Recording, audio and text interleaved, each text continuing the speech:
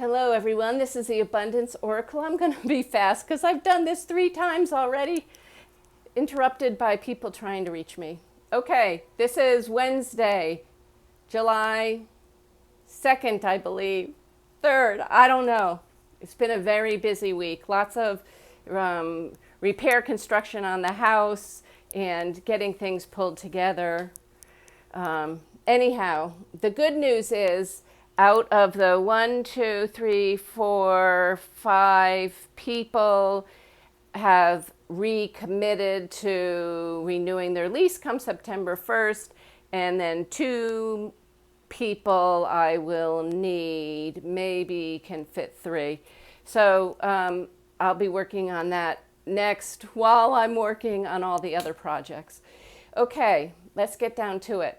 One thing I've noticed this week is a lot of the people that I used to sort of check in on YouTube, they're not really experts, but they're people who, have been doing a good YouTube channel, so they're appealing to the masses. One thing I notice is there's a lot of negativity because there's been a lot of events that could be categorized in a negative light. However, when I was on a conference call last night, there was a relatively successful, and I won't say what company he worked for, but he managed about $1 billion, which in our industry is pretty good. It's not tons of money, but it's pretty good. And then there was a real estate guy also. The 2 of them are all citing these numbers. Oh, the CPI, the interest rates, oh, Powell this. So what I want you all to know, there is a narrative about interest rates, about statistics. I'm just going to leave it big and open around a lot of statistics.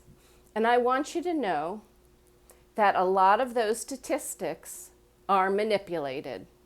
So when you listen to an expert and he's saying, well, the gross domestic product, GDP they call it, and the CPI, which measures consumer price indexes, well, those have all been manipulated over time.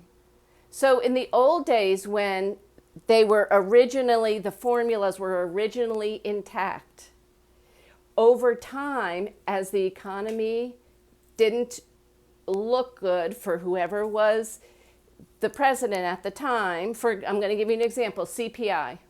Used to also include housing. It used to include gas. It used to include food. None of those things, because those are all up dramatically. So the CPI doesn't look so bad, but it is. If you go back to the original computations, which a lot of younger guys don't really even know anymore, they just take it as what's so. They don't understand, this computation has been around for over 100 years. It was calculated differently and how it affects the markets. So what I want to tell you is, in sitting there listening to these people talking about all these statistics, the real estate guy, the market guy, I'm telling you, a lot of them should not be listened to because those are manipulated statistics. To be able to make your decisions properly, you need to understand and comprehend the economics of the original computations. And then you need to understand those computations were mutilated to make it sound better for whoever was in the White House at the time. So as I sit there and I listen, I think, yes, I understand what that computation is, but you're interpreting it in one way that it shouldn't be interpreted in, because you are too young or not knowledgeable enough, it doesn't necessarily have to do with age, about what the heck is going on or has been going on for many decades now. The price of gold and silver. Oh my gosh. Do you know there's as much silver above ground as gold above ground? And silver is now being used for, I'm sorry, I don't mean to talk so loud. Silver is now being used for all these solar panels, to solder things together, or even a little teensy bit you need. And if that's the same as gold, why is gold at 3,000, almost 400 to this today? Almost, not quite. And then today, $36 for silver. If they're both about the same quantity above ground, it is all manipulated. And it's manipulated because people like going to the horse track. Instead of buying the horse and making money, whether the horse, you own the horse like you own gold or you own silver, a lot of people are placing bets on what's going to happen in the future to silver, what's going to happen to the future in gold. They get a piece of paper like you would get at the track saying, oh, you bet on horse number 3, magic fingers, magic toes, whatever you want to call them. And if he comes in first place, then you have the odds calculated out. So they're betting on gold or silver as of a certain date will be above or below a certain price. And you get a piece of paper.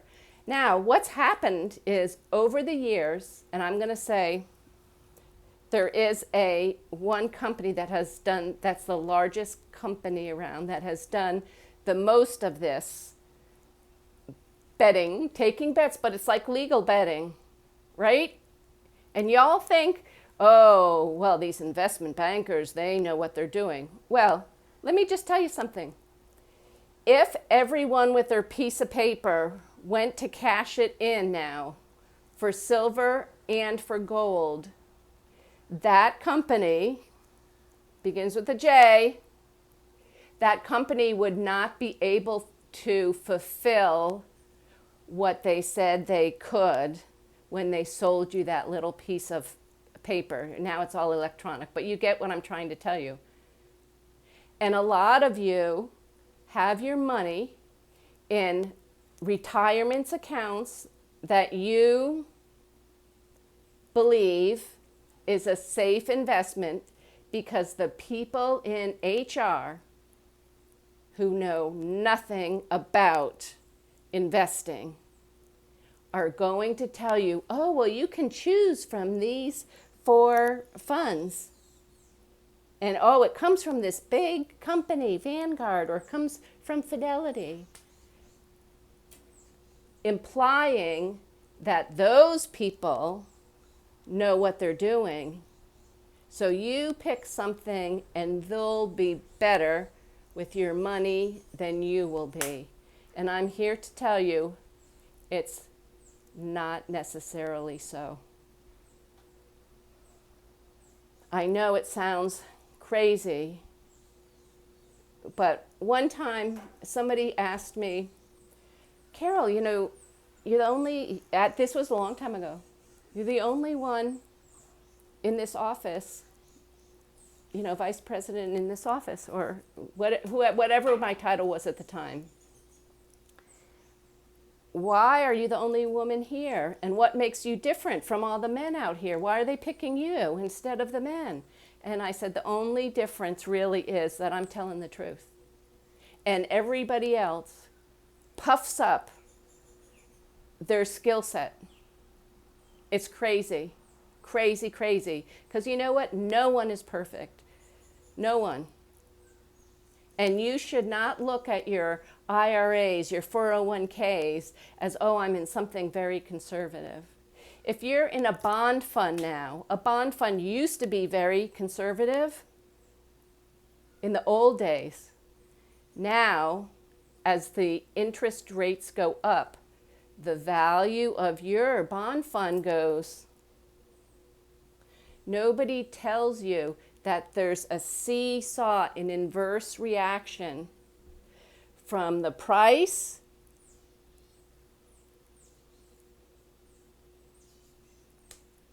to the interest rates. Interest rates go down, the value of your bond, if it's above whatever things are selling for at, goes up. And then vice versa, goes down. Inverse reaction. And the scary thing about it all is these markets are getting manipulated. So you think, oh, I'm going to count on my guy to, don't worry, he'll do what's right for me. I'm telling you, an insider in the market. You need to be responsible for yourself. And when Social Security was made, it was supposed to be 1/3 of your retirement money. One was Social Security. 2 was your pension with the company you were working for, which now has turned into your 401k that you are contributing mostly for, or your IRA that you are contributing mostly for. There are some, but very few, where the company's putting all the money in. And the third thing is your savings for your retirement, your savings, you saving. Social Security, retirement plan, and your savings. In the old days, people used to buy a house, stay in the house for 20 years, 25 years, pay off the house early, pay a little bit extra towards your principal payment every month. Do you know when you drive past a house and you see a gold eagle, you wouldn't call it a statue, but it's a plaque basically above either the garage or the front door. You know what that used to mean? This mortgage was paid off. Free, free and clear. And you drive around and you could see whose mortgages are all paid off. And they used to have a party. The neighborhood used to have a party when you paid your mortgage off. And they took the paper and put it in the bonfire, the mortgage papers. Because you're done. Now forever you would have a place to live for free. Of course, now we have property taxes. Those weren't instituted till somebody tell me, late 30s or early 40s, something like that. There never used to be property taxes. You remember Gone with the Wind and the carpetbaggers when they came to make an offer on the house because Tara owed for property taxes? Do you remember that movie?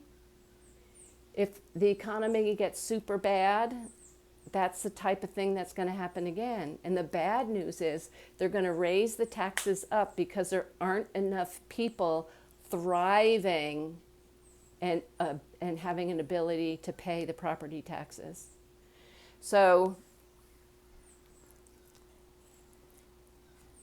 you need to just be wise, and you need to be able to sacrifice some things today for a brighter future for yourself and your family tomorrow. And sacrifice doesn't mean, oh, we're going to eat hot dogs all week, and if it does, you're going to make sure you have the best god darn barbecue sauce on those hot dogs so that the kids want hot dog night again. It's very simple. Turn everything into a fun game. Fun game. How much money can you save this month? And I'll help you if you want to do a little side hustle. I know when you get done, you're tired from school sometimes, but on the weekends, we could do something. My kids will tell you they hated this, but I used to grow cucumbers, and they were so abundant because the man before me, we were renting a place at the time when we were really little. the man must have had a great fertilizer. I don't know why, but my cucumbers in this one patch would grow like crazy. So when the cucumbers grew, we had a little red wagon, and little Cameron had a little chair in the little red wagon. So I had Camille pull Cameron in the little red wagon around our neighborhood and sell our cucumbers, I think 2 for $1 or 1 for $1, whatever it was. And all the women, I was the talk of the town, these are the best cucumbers. And I said, girls, you know what, don't you think you deserve a little something? Let's put this in your account. I know I see on your wall, we have a savings plan by the end of the year. If we take some of this money, maybe $2, we can put it in your savings account and you can mark it off that you completed your goal this month of savings. We used to take those goals every year. We'd buy, you know, those poster board sheets, and we used to color them in and make great little posters with goals 2025 or 2020, whatever it was that year. And then we'd have all those goals down and we'd divide them into categories.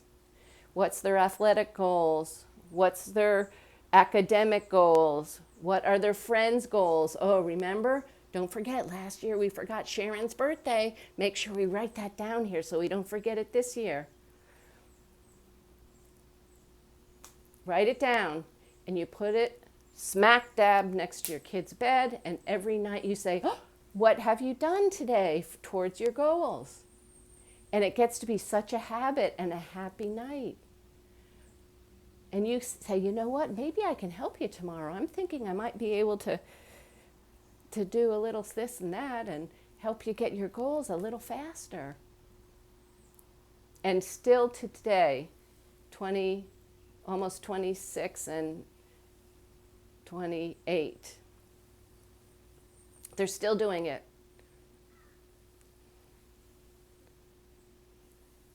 So happy things can come from bad times, good times, all times. It's all your frame of reference. It's all your frame of reference. And I noticed I was getting bogged down. Why do I getting bogged down? Cut it out. Cut it out. Go make a game. Go play. All right, this is the Abundance Oracle. I hope this weekend is filled with abundance and games in your life. I love you all. Tell me what you think down below, or if you have something you do that we can steal your idea from. It's always best to share. Love ya. Bye-bye.